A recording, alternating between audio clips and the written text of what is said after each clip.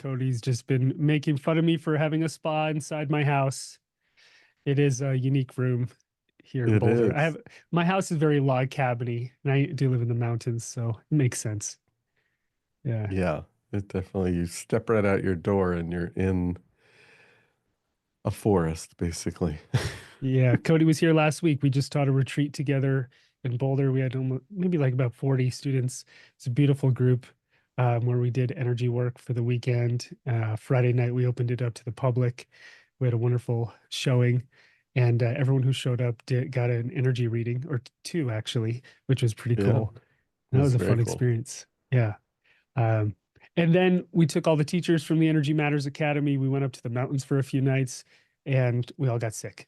All got a cold, We and still had fun, but we did all have a cold. and we're up at elevation. It was almost 7,700 feet, so it was hard to breathe. It was a good time though. Um, Yeah. all right, welcome everybody. So this is a new series me and Cody are doing. We're going to be teaching a free live monthly class. Maybe we'll have some guest teachers on occasion. And what our goal here is twofold. One is we want to turn the first part of these talks into podcast episodes so that we can share with everybody. And then we're going to do a meditation as well. And that's just going to be for anyone who's on our newsletter list and who's on our free memberships. So, and if you're here, you're already in. Anyone on our email list will get the replay of the entire thing. And so, what we wanted to do was create an opportunity to talk about energy and also do some energy work together. So we will be meditating today. And if you can't sit for the meditation or you're busy or you want to listen again, just you can go back and listen to the replay as much as you like. And not everyone got to come to Boulder, Colorado and do energy work with us in person. So we want to make this available and free to anyone and everyone who's interested, which apparently is a lot of people, Cody. We had over 1,300 people sign up for this class today. Yes. They must all like you. You're a very popular Yeah. guy. Yeah. So everybody will get the download for sure. Yeah. Yeah, it's that black shirt you got. It's snazzy, and that Yeah. salt lamp. Yeah. So, the topic for today is energetic intelligence, and we want to talk a bit about what that means, what it means to be a spiritual being in a physical body, have spiritual abilities, open up to energy work, maybe share a few stories around our own experiences as teachers and just people in the world, and then do a meditation on maybe learning to see energetically what some of your purpose is while you're here on this planet. Because I know for me as a teacher, as spending years doing one-on-one work with students, everybody's always looking for that next step, looking for that purpose. Why am I on this planet? Why do I have annoying family members? Why am I in pain? Why am I suffering?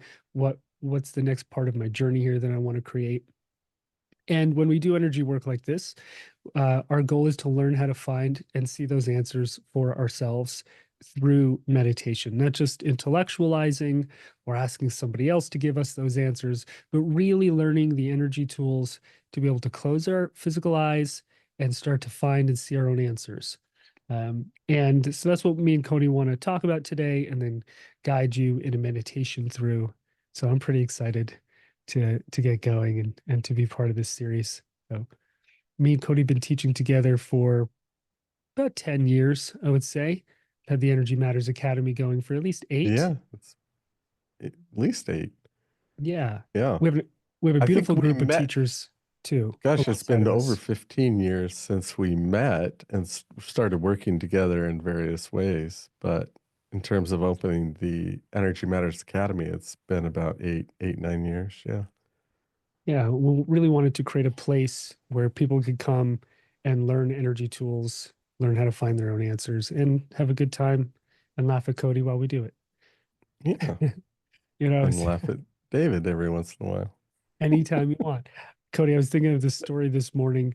When I was, I don't know, 24-ish, I was traveling in India. I had a girlfriend at the time, and we were on a bus, and we were going up into the Himalayas, and we're sitting in the back of this bus, and this guy keeps grabbing her. It happens in India. What? unfortunately. Yeah. And I turned to the dude. I was like, "Hey, don't touch her." And he was like, "No, no, no, no, I'm not touching her." I'm like, okay. And then she whispers, "Hey, he did it again." I'm like, "Dude, do not touch her." And now my jersey's side Oh. is starting to get angry. My ice hockey playing jersey, David is like, "Oh, I'm gonna whoop his ass." And then he does it again. She tells me, and then at this point, I I close my eyes. I just put my head on the seat in front of me. We're sitting in the back of a public bus, so it's 100 solid plus people crammed on an Indian bus on a hot day. We're in the back row. It is like 5 seats across, and I just have this fantasy. I don't know if I ever told you this story. I have this fantasy where I turn to the guy. Was embarrassed to say it, and I'm like, and I say, "I'm in the army, and I'm gonna kick your ass." I don't know. I just have this fantasy, right? And then a moment later, the bus driver hits the brakes. I hit my head on the seat in front of me. There's like, "Ow!" I open my eyes. We had stopped at some stop. I couldn't see out the windows. It was too many people. And an army guy, an Indian army guy, Sikh guy, he had a turban on, huge dude, must have been like solid 6'3", 6'4", gets on the bus with his Wow. huge machine gun in his army uniform.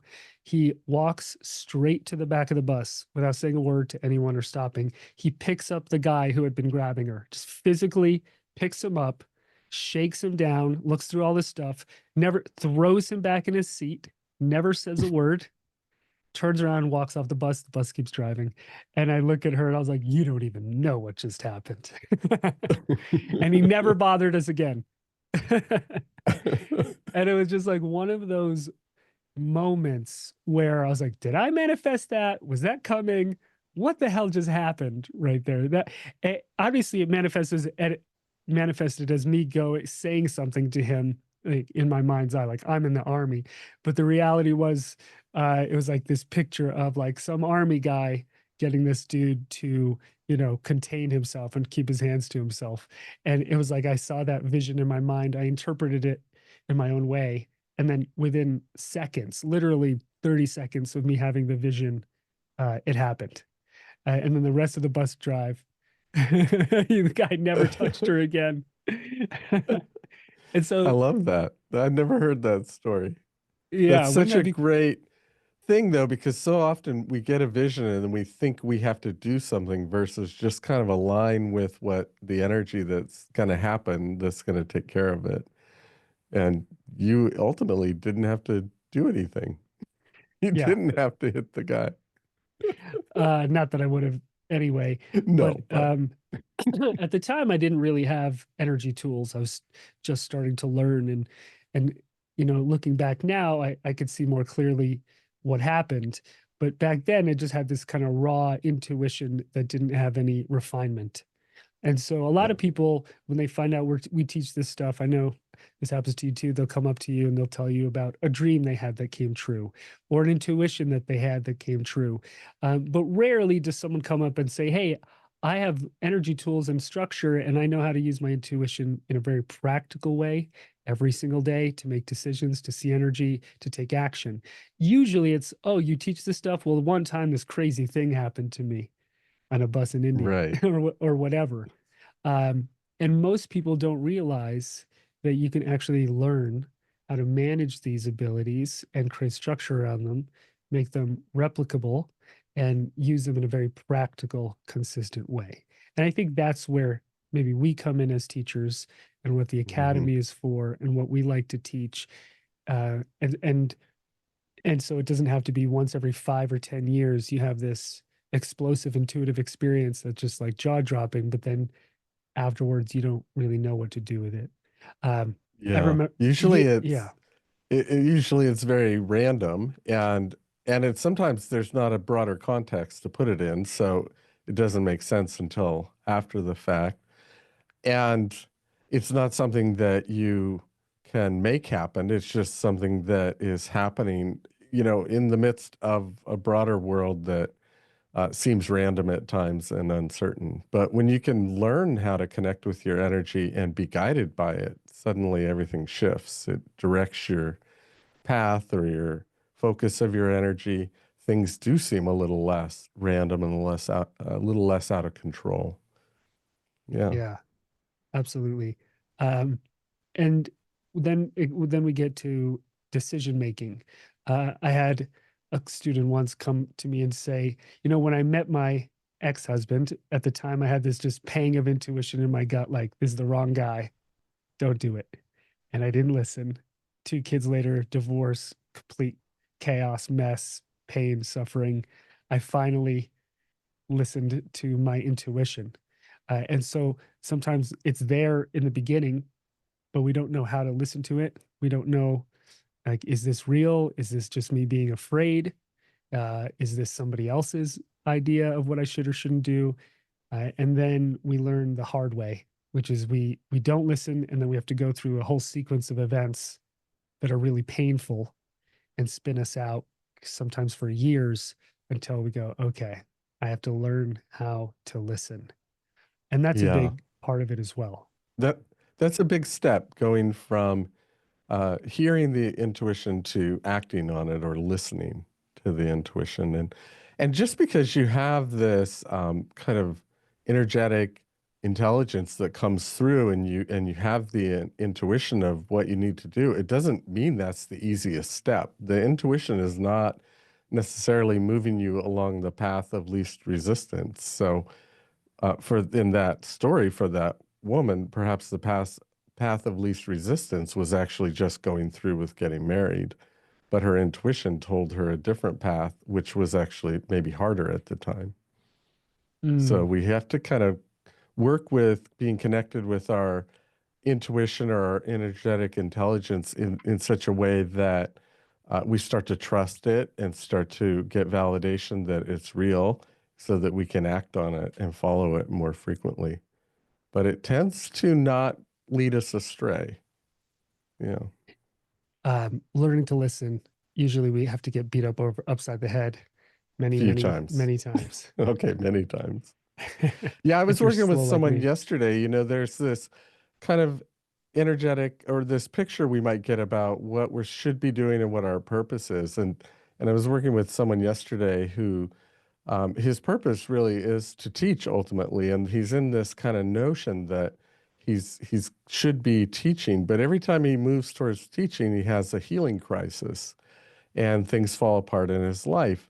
And so what really came out of our conversation and working with him was that yes, he's ultimately in a kind of path to be a teacher, but where he is right now in himself is in a healing process, and that's really what needs his attention first before he can evolve into his ultimate path.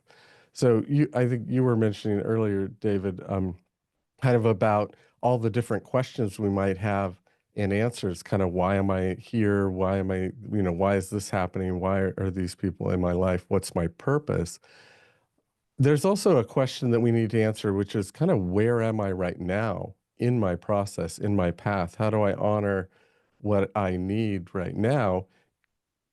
Kind of following the intuitive or energetic intelligence within versus where I want to be ultimately, that's still there. But we really had to kind of shift his focus to everything had to be kind of looked through the lens of where am I in my own healing process, not as a teacher, because he was kind of left in a position then of either or. Well, either I be a teacher or not. And it was just one or the other. And when we're more deeply informed by our kind of intuitive information and that energetic intelligence, then we get a different answer. We get kind of a third option, which is what are the steps I need to take in this case to get to becoming that teacher I want to be. And for him, it's a healing journey in the moment. And so we kind Mm, of reset his vision and what he was connecting with, his answers started to come out of, okay, well, what's really my healing question for me to get towards that greater purpose? So there's lots of a broadening of information that we start to get our answers when we connect with this energetic intelligence within. Yeah.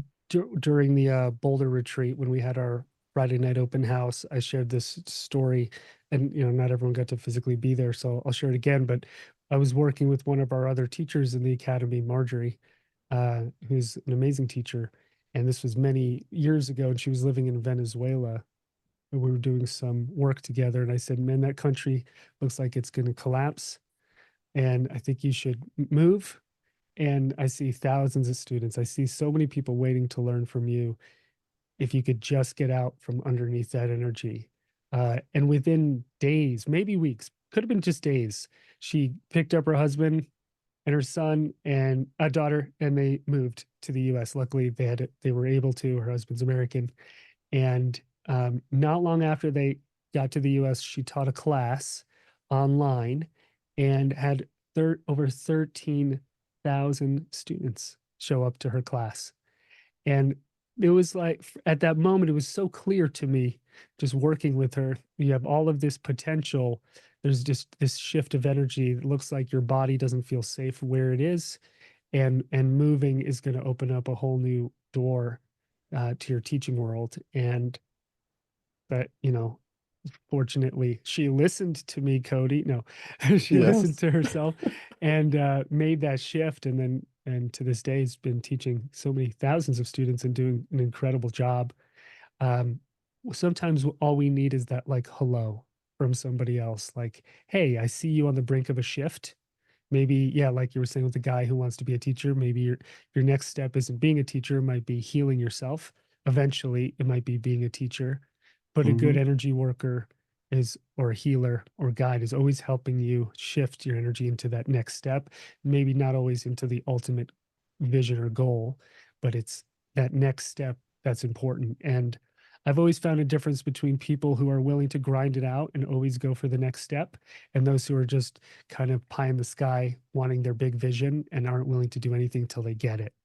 And there's a maturity in going, I will crawl up this mountain on my hands and knees, uh, one step at a time, even if it's 10,000 steps to get to this vision, and do whatever work is necessary, work through pain, suffering, whatever it is to get it.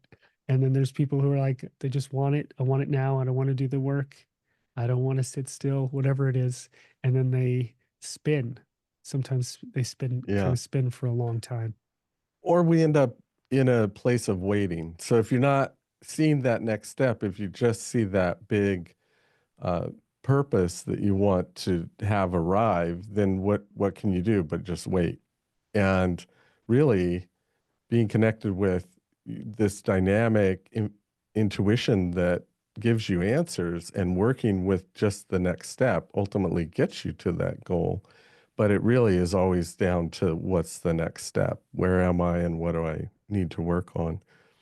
And getting that information from that intuitive part of us, I think, is really a deep connection with the self. And new things open up and new ideas come and new information.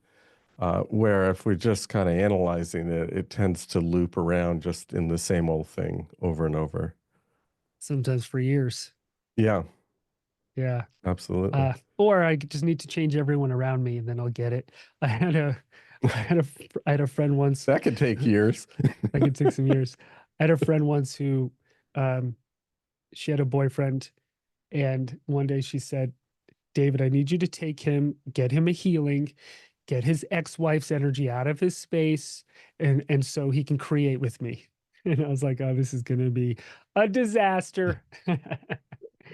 And so I guess he went to, an energy worker person that, somebody that I knew for one session, and comes back the same person.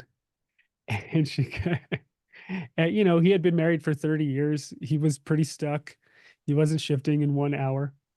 And she came to me and she goes, David, he is the same person. He hasn't shifted. Why didn't your healers fix him?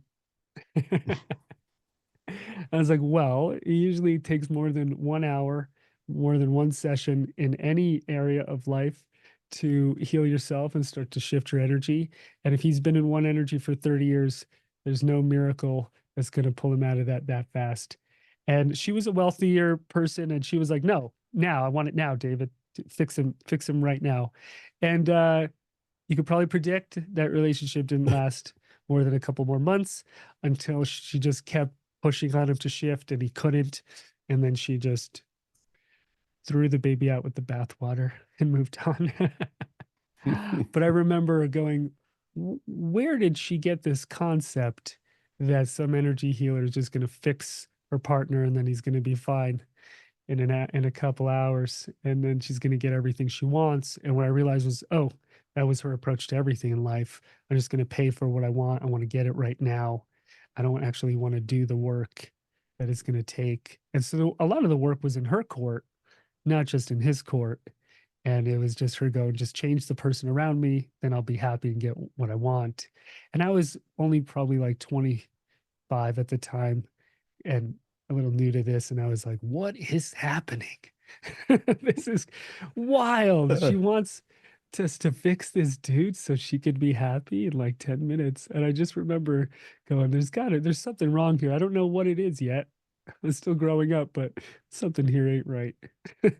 Something ain't working. Yeah, you can buy a lot of things, but spiritual growth is not one of them.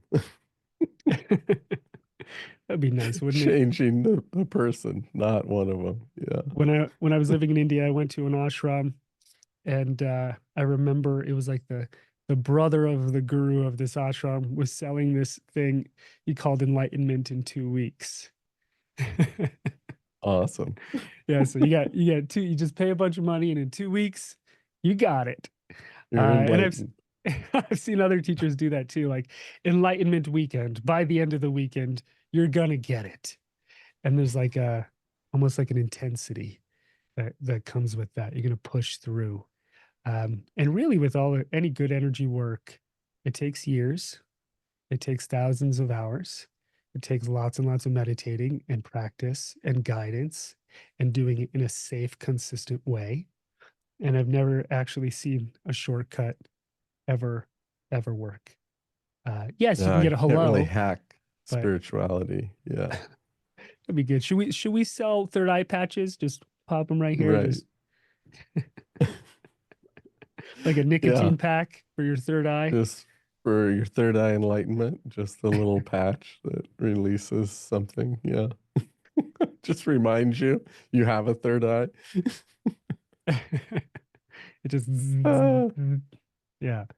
I yeah, think it energy working and this kind of connection with oneself really is a journey. It's not that it takes thousands of hours for things to start to happen, but it takes a lot of connection and work through meditation and shifting one's awareness to be able to have access to that information when things get real, when it becomes difficult, when it's stressful, so that we don't just fall back into old patterns and old ways of being. So it is this process of deepening and developing and strengthening this part of oneself. And it starts to have effect in your day-to-day life right away, but over time you grow in it and it builds and you get more and more answers. You broaden your awareness. It really is a growth process that we teach. It's not a intensive weekend fix. And even we just came out of a weekend retreat, which on one level is intensive, but on another level, it's just getting together and having a lot of fun and validating this level of connection with oneself, with spirit, and making that connection with other people, and creating more growth out of that kind of shortened amount of time, but really supporting the notion that it's a journey and a path that you're on, and you're growing in that your whole life, really. Yeah, absolutely. Um, and probably the older I get, the less tolerance or patience I have for the students who are like, give it to me right now. I want it. How much is it going to cost? Yeah. I'm just like, oh no, that's not going to go well. Yeah, you start to really see that kind of attitude or that mindset relative to it isn't going to get you anywhere. So it's kind of a wasted effort. But if you start to learn how to go within and connect with this part of yourself and you start to do it a little bit every day, miracles do happen. things align. The army guy shows up and shakes down the harasser just randomly. Don't even have to do anything. Just sit You there on don't the even have to bus. do anything. Yeah. That was a pretty great moment. That's pretty wild. I remember I had a student who I was doing a session with him and I said, this is a weird picture, but the picture is like a family is inside of this house and then there's some kind of fire and everyone has to run out and they lose their home. And he goes, I can't believe, he's like, David, I can't believe you just effing said that. Me and my whole family just had to leave our house because it was full of like mold or it was something like mold. And we literally had to just run out of the house and we're living out of a hotel. And he was so validated that I could see what he was going through. And so, all right, we're off to a great start, like validated that this is what's happening in your life. But then every time we have a subsequent call, there would be another problem. And it was the landlord's fault. Then it was the mortgage company. Then it was the remediation company. Then it was the rental property they were in and the owner of the rental property. And I realized every time we met that the student found another reason that somebody else was doing it to him. And that initial thing when we worked on it, it was like he was being this victim, like life was doing it to him. He's a victim. It's all happening to him and his family. And then every subsequent call, it was always a new perpetrator. And it was always a new reason to be angry with somebody. And he wanted me as the energy worker to fix it. Like I was going to do a spell or do something to the people that were doing it to him. And I remember, Cody, I just kept trying to reiterate, listen, on some level, you just keep attracting this and you're in what we would call a victim mentality. Everyone is always doing it to you. And you've got to come out of that image, that picture that everyone is doing it to you and start taking some responsibility. Oh, did he explode on me and not like that? Never heard from him again. Yeah. No one And wants to hear that. But there's yeah, there's some real truth in that because it's not that things don't happen and we can't kind of be victimized, but it's that through that mentality, you can't get a clear answer of what your next step is. You're putting it on something else out there all the time. And when you reconnect with yourself and take responsibility, you can see a path forward. So it's not a question necessarily of solving the past. It's the question is, what's my path forward to get back in alignment, to get back on my purpose, to get my creativity back, to get my power back? There's all of these questions we're always kind of asking and looking for. And from a place of connection with our energetic intelligence, we can get an answer toward that. And in the victim mentality, we're not in that place. That's not where this connection resides within us. Yeah. so I'd love to take a minute, talk about this topic, and then do a meditation. Yeah. Maybe have you guide us. This is where most people have their questions and where they get stuck is, which is how do I find my own answers? How do I start to see energy and find my own real answers to this stuff? That is where the rubber really hits the road and where most of the work needs to be done. Um, and so this is where I find myself working a lot with students, helping them learn the tools that they need to be able to start to see and find their own answers. And in that process, work on their energy. So when somebody comes to me and they're like, hey, I'm super stuck, I just don't know what my next step is.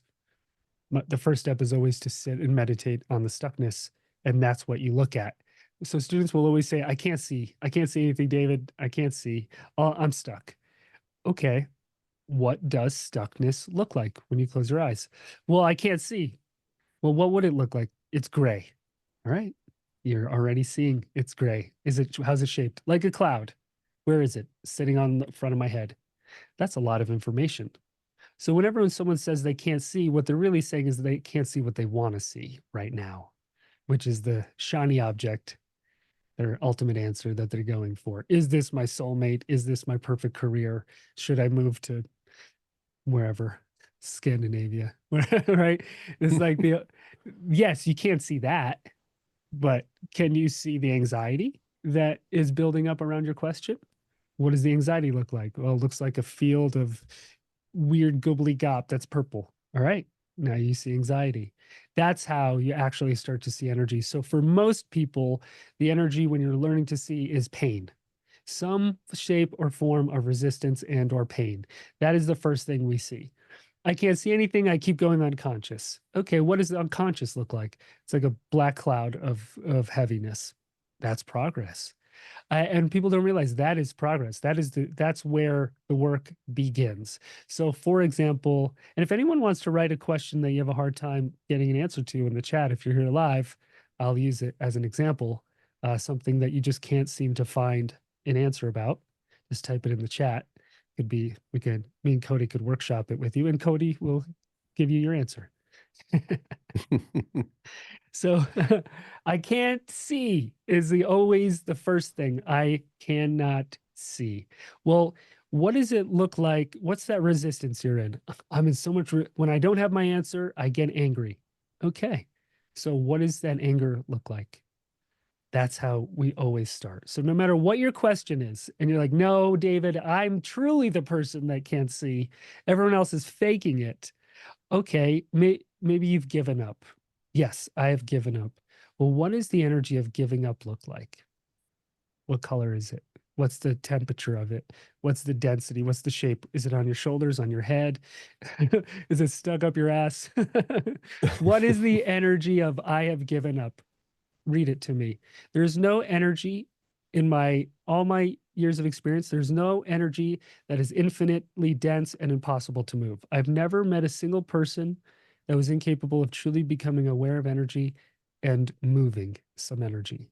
So, no, I can't see. I've given up. Great. Okay, what color is that? It's like a dark brown and it's on my chest. Great. How dense is it? It's like a rock. All right. How heavy is it? Feels like 1,000 pounds. I mean, that's already enormous progress. Now let's ask it what it's sitting on top of. And then that's when we start getting somewhere. Oh, grief. There's enormous grief that life didn't work out the way I wanted it to work out. Okay, now we're really on to something. And that's how we start peeling back the layers. And if I was doing a reading on somebody, that's probably how the reading would go too. If somebody Right. came super stuck, I might be like, wow, you look really stuck. And they're like, well, I already know that. Yeah, great. Well, that's where you are. I'm not going to start you in some fantasy place. You're stuck. All right. It looks like a big gray cloud all over you. Now let's start to unpack some of that and peel the layers back. And that's where 90% of the work is. The really sexy, like, I'm going to get my ultimate answer. That's way down the line for most people. Um, but this is the process. So you can learn to see this stuff inside yourself as a meditator with your sixth chakra, your third eye, your mind's eye, whatever you want to call it. And you can also, if you so choose, learn to look at that in other people. And then maybe you become a guide and you help others. And it's a really, really cool ability. So that's the foundation, really, of the work I think that we do and how to find your own answers and how to start to work energy. And it's not intellectual, it's not something that we're just thinking up. There's a difference between thinking about something and really seeing the energy. And most people just have no experience in seeing energy. This muscle is in complete atrophy. It's like jello with it's trying to bench press. And the muscle is just an atrophy. And it's in the beginning, it's difficult, but you can build this muscle and you can learn how to start to see energy. Yeah. How do you Yeah, I think very know? often, Oh, go ahead. And then I'll ask well, this very question. often we get caught in trying to figure it out, and becomes this loop. And it's very easy when we're trying to figure it out, everything gets reduced down to kind of either or type scenarios. It's one or the other. Um, and when we move into this intuitive awareness and we're looking from there, suddenly things broaden and there's a third way. There's a different option that we can see from there.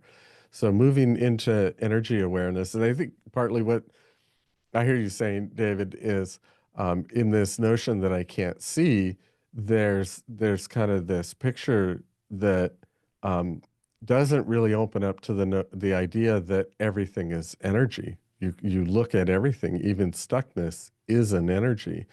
And we get kind of caught in these mental traps where all these different things are a reality versus energy that we can work on and move through and get a different answer and a different path forward. Even And even it's it emptiness is an even energy. emptiness is an energy, yeah. Yeah. And you know, it's funny you were had that great kind of example of someone being stuck and you just read the stuckness. I've also had people come to me who they think they're stuck, but they're not stuck per se. The thing they're stuck on is that they're trying to be something they're not. So they're trying to fulfill someone else's picture about what they should be doing in life. So now they're simply stuck on that. But if you kind of say hello to that and they clear that notion that that's what they have to do, suddenly this opens up in them kind of what they really want to be doing, and they're not stuck in that part. Like suddenly they can get excited. Suddenly they have new ideas come into their awareness because what they really was stuck on was someone else's picture of what would be the right thing for them. And they have this other intuition that really guides them more towards their path. So sometimes we're just stuck following what isn't our path. And once that gets illuminated, suddenly we can shift and we really aren't that as stuck as we think we are. So And somebody was that can happen asking, as well. yeah, someone was asking, how do you know what questions to ask yourself? Well, it depends what kind of clarity you're looking for. So, what is keeping me stuck? Why do I feel low energy? How come I can't seem to see my own answers? You could ask any of those questions and then sit still and see what starts to arise. And then you go, nothing arises. I'm just freaking angry. Well, that's something that's arising. Or I just want to give up. Well, that's something that's arising. Or I'm always confused. I don't even know what question to ask, David. I'm confused about which questions to ask. Okay, so you're confused. So that's where we start. What does confusion look like inside of you? Where is it arising? What is giving the confusion fuel? Did you adopt this confusion from the world? Is the confusion coming out of some deeper level of pain? So that's where we start. I feel absolutely nothing. Great. What does absolutely nothingness look like? Even that's an energy, right? Or I'm just disinterested in life. Okay, that's called apathy. What does apathy look like? I've been spinning in circles for a decade, David. No energy worker or healer on the planet can help me. Wow, that's called resistance. Okay. Yeah. What does that look like? So, no matter what it is, there's always, always, always an energy. Always. Somebody said sometimes they come to the wrong conclusions. Yeah, well, conclusions could be very intellectual. So, we're not here necessarily to come to conclusions. We're here to work on energy. So, what is the next level? What is the next layer of energy? Yeah. Somebody wrote, I'm stuck with creativity, wanting to do some songwriting. I get started and then I kill the idea. Uh, I think there could be fear. Well, if you're telling us, then yeah, There sounds like probably there's is. Yeah. there's probably fear or self-sabotage, right? So what is it in you that's afraid of moving forward that stops the process? That's what I would sit with, and I would start to look at what that energy is, what it's made from, and where it comes from. Yeah, great question. Can you speak a little bit more on the distinction between being stuck and being in a waiting period? Um, I don't know about being in a waiting period, if that's a real thing. You have to explore why you believe that you might be in a waiting period. Now, not everything comes to fruition at once, obviously, but I don't know about this concept of being in a waiting period. That sounds like some kind of deferment of actually working energy. So right now, always there's an opportunity to work some energy. So is there resistance to not getting what you want? That might be where I would start. I didn't get what I want. I'm in a quote unquote waiting period, but really there's resistance to not creating what it is that you're looking for. And that's what I would focus on. Where is that Yeah, I resistance think coming from? there's always a next step we can take. So there's never a place where Yeah. we're being stuck in a waiting period. We can be waiting on something, but that doesn't necessarily get us there. So there's always coming back to kind of present time and what's my next step, even though the bigger thing might not come to fruition for a while. That you can't wait on the next thing because ultimately maybe you're having to move yourself toward that next thing, become the person that can embody that. And so there's always a next step to take. And maybe the next step is being in the energy of patience. That could be a step. Sure. And if you're like, I'm very patient, well, then you're not patient. Right? Proof is always in the pudding. Great questions, Right. everybody. You said, Yeah. let's Good see, questions. next level of energy is needed instead of drawing conclusions, which is intellectual. Yeah. Drawing conclusion would be like, okay, I've worked some energy, I figured it out. This is the thing. In energy work that may not happen or for a long time. So for example, you're like, all right, I want to understand this old relationship dynamic. All right, I've come to a conclusion. This was the dynamic. Well, maybe that's just one layer of 1,000. And so the ego wants to grab onto a conclusion. Egos love conclusions. All right. Egos love conclusions. In energy work, we're always working the next layer. So you might get an, let's call it an insight, like, oh, I see part of the dynamic, but that might not be the end all be all conclusion to anything. That's just the next layer of energy that you're working on. Oh, I attracted a partner who I was healing the crap out of them, right?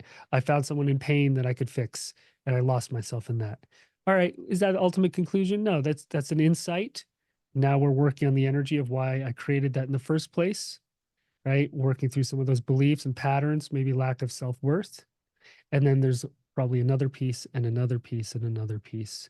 So, yeah, our ego wants a conclusion, like a final chapter, but it's just another layer of energy on the path.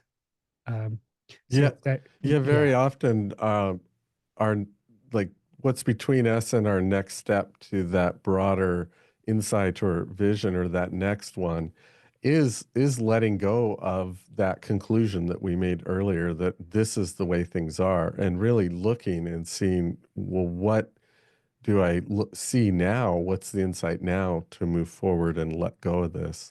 So a lot of times the meditative journey is about letting go of old things more than getting more and more new information. We have to kind of let ourselves step out of whatever is stuck or whatever ideas we hold that kind of have it solidified into, well, this is the way it is, and this is the conclusion, and opening up to seeing a new way and a new answer. So, and that's growth. That's growth. It's not that you were wrong in what you're letting go. It's that you've stepped into a new way of seeing things. You're able to see it more in depth or from a different angle or beyond just that one conclusion. Mm, And that's why it takes practice. It takes a little time. yeah, well put. Great questions, everybody. Thank you.